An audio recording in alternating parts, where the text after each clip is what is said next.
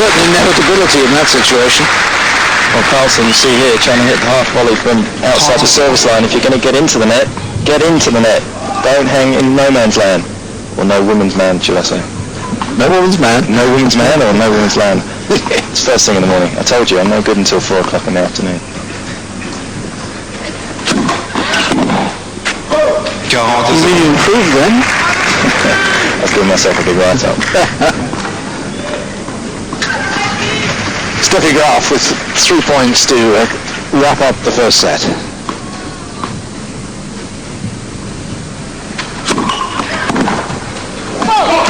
And does so with the first love game of the match.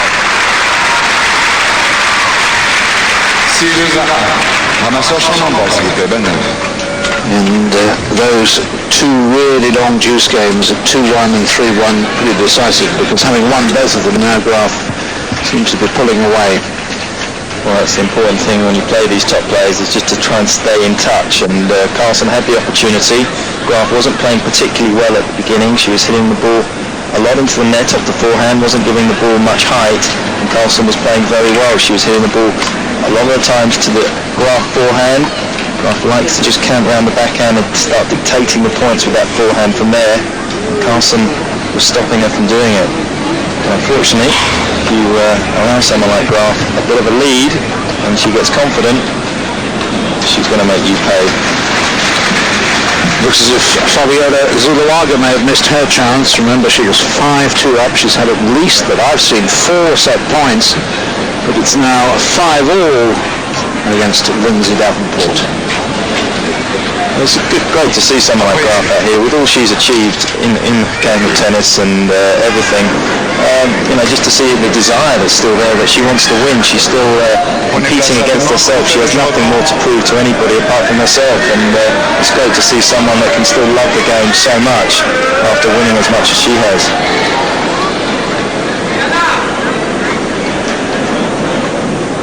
Carlsson will get the second set underway. We saw that disabled person watching.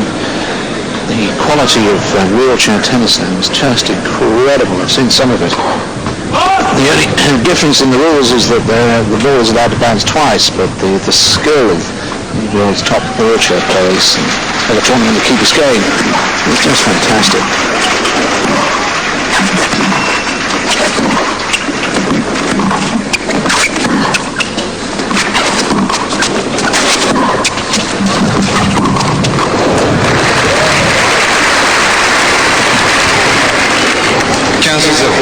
The Dan Maskell Trust is helping to raise money to send the British World Tennis team to the Paralympics in Sydney next year.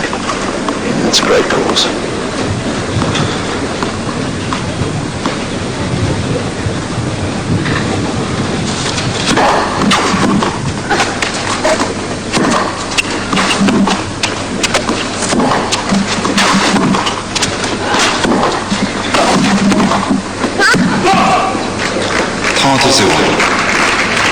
Wanting a little look at that one.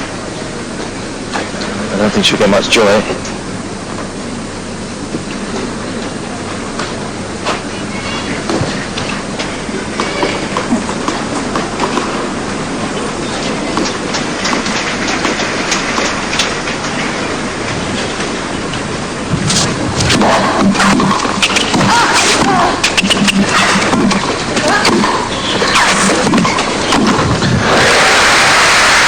Steffi's look of disgust as she hits the ball straight back to Carlsson. I think that's just about the first volley of the match, isn't it? Well, it's a good move to net by Carlsson.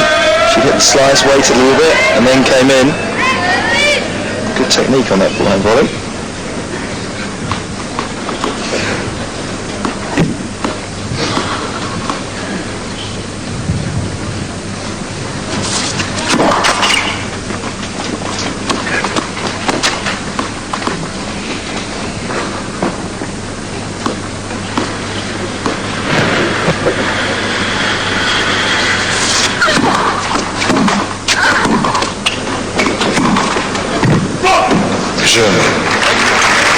So, Usa Carlsson opens the second set with her first love service game. Unforced errors against winners count. explaining why Graf won the first set 6-1. But Carlsson has made a good start to the second. What surprised me why Sweden doesn't produce many top-class women players. They've had one or two over the years, but when you think of the production line on the men's game,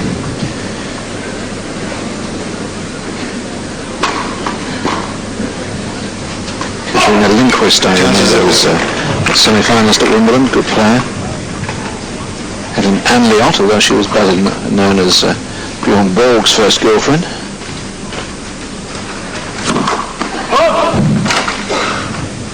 Ingrid Lofton-Bensner, that's going back a bit there.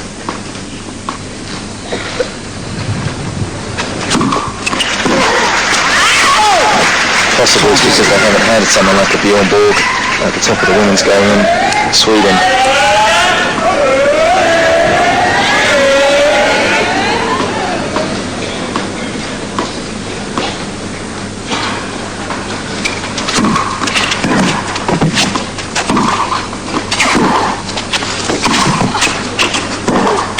Graf decides, having seen Carlsson make a successful venture forward, that it's time she did the same. She saw Carlsson was going to have to slice that one, so rightly so, came in behind it. Carlsson had plenty of time on that pass though.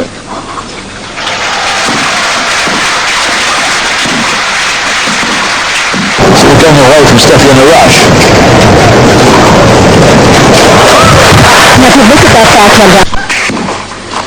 Mademoiselle Graf. 3 love service games in a row. Needs 1 all in the second set.